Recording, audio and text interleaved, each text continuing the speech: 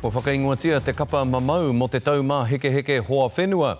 E haere ana Taylor Ford o Tainui ki tana taumā heke heke hoa whenua tuarua. Whai muri hoi tana whiwhi i te mētara kiripaka i Glasgow e whātau ki muri nei. Hei tā Tāmati Rimene Sprout no Ngāti Kuia te kaiako matua i te kapa.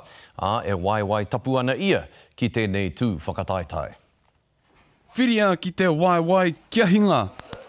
Ko ia te whakahaua te kaiako matua o te kapa mamau ki ana toa. These young people, it's one of their biggest dreams is to go to Com Games and to be able to share that with them is very cool.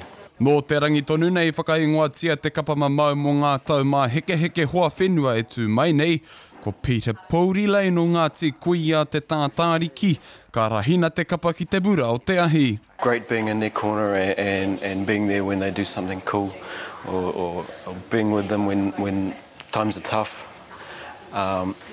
It's just an honour.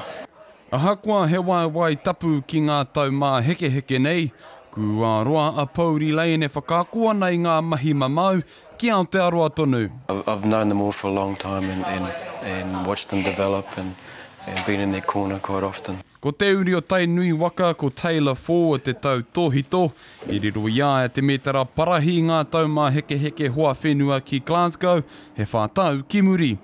Ahakoa he tau hau tonu te nuinga o te kapa ki tēnei taumata, hei tā Pourilei ko whakatōkia te kākano, ko te mahi e nāe nei, he kite i te pūāwaitanga mai o ngā hua. We were in South Africa just before Christmas for 2 weeks training and competing, and then since then just waiting for the whole selection process and just keeping their fitness and conditioning up.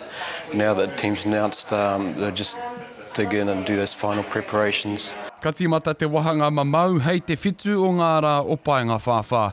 Tāmati Rimene Sprout, te karere.